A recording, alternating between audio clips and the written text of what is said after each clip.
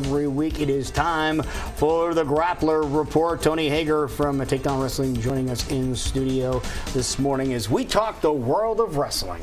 We are on a little bit of a break here for obviously Christmas, but this is high school kids now get a 2-pound allowance during the Christmas break. So got a lot of happy wrestlers right now. Is that true? Yeah. So that's not just like a holiday. No, it'll be once Christmas, right after Christmas.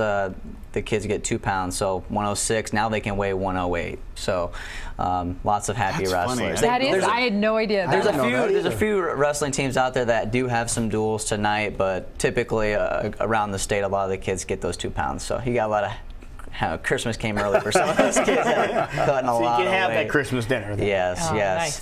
So this past week we had arguably the biggest duel of the season. I think we had at the time number 1 Fort Dodge against number 3 Southeast Polk. You picked Southeast Polk. Yep. I picked Fort Dodge. Southeast Polk is the team that came out.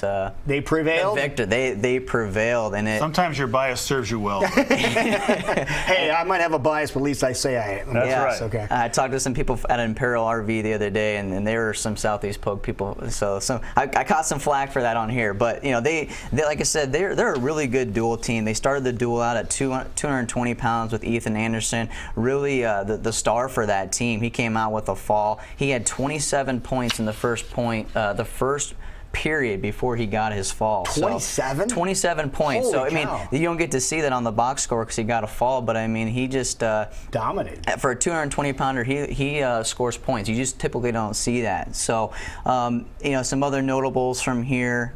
Really, Fort Dodge hard their lineup is 106 to 126, and there was no real shock of what happened there. But where Southeast Polk really got them was 132. Zach Barnes. He's a ranked wrestler, but Cody Batterson defeated Dittmer 8-4, and Solomon Jones picked up a big win. He's an unranked wrestler. He got a fall at 152, and in wrestling you get 6 points for a fall. You put them on their back. Explain what a fall is for those that So don't know. a pin is when in WWF you see 1, 2, 3. It's kind of the referee doesn't do that, but he's got to be on his back for 3 seconds. Then they'll count a fall. That's for team points. That's worth 6.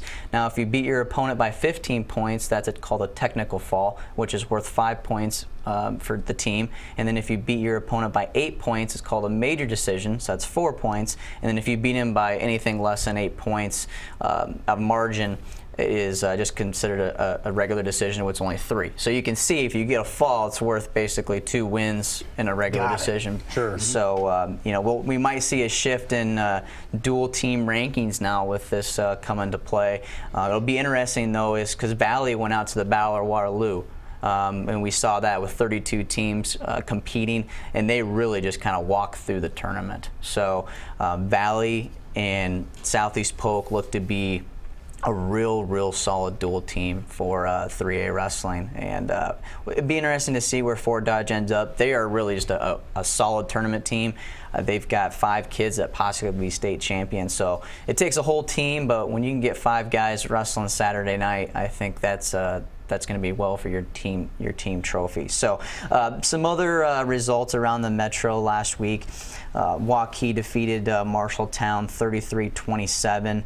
Des Moines Lincoln, they defeated East 48-27.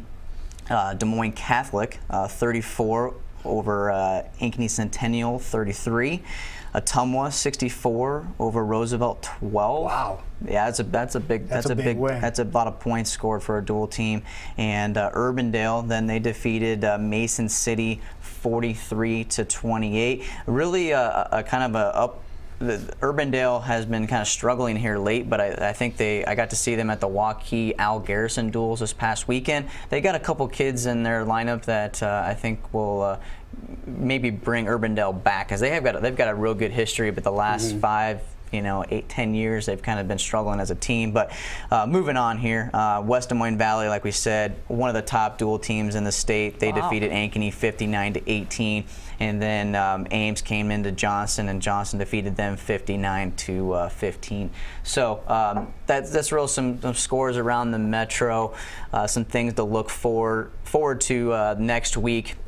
On the college level, we've got Iowa, Iowa State, UNI, Grandview, all are going to be competing in Evanston, Illinois at the Midlands Championships. And for you that don't know about a whole lot about wrestling, it's kind of like it's got the most history in wrestling for just an individual tournament. It used to be kind of an invite where they would bring back old college stars, or it's kind of like an open tournament where they were wrestling the college stars today. And it's they've kind of gone away with that now that there's more tournaments available for post grads, so you don't see that as much. But I mean, there's over 400 wrestlers that are going to be competing next Tuesday and Wednesday. So I won't be here with you guys next week, so I'll be sending results to my fill-in. But that is a tournament that you'll be able to watch on the Big Ten Network, and also we'll be doing play-by-play throughout the whole tournament. So that's in Evanston. Is that Northwestern? Yep, Northwestern. Okay. Yep. So. And imagine people can follow along on your website for results. Yep. So we're going to be doing play-by-play on iawrestle.com and takedownwrestling.com. We've teamed up with some other websites around the nation that will be bringing play-by-play stuff. You won't have video, but we'll have. You got wrestlers there talking wrestling. You're going to try to feel like you're there to do our best. That's for sure. So, new rankings come out today too, guys. This is in our world that it takes a lot of time to put these rankings together. So, invite people to check out iawrestle.com for new team rankings, new individual rankings, lots of shakeups. So, we in our first set. We don't do freshmen because we feel like they need to earn it. Right. This set we'll see that first set of freshmen. Okay. And I think some people will be surprised. Speaking of shakeups, we can't talk wrestling without mentioning what happened in Spencer this past weekend. Yeah, Austin Roberts. Wrestling lost a great. Just anytime, whether a great wrestler or bad wrestler, losing somebody in wrestling is never good. But one thing that's real positive about this is wrestling has really just come behind this family.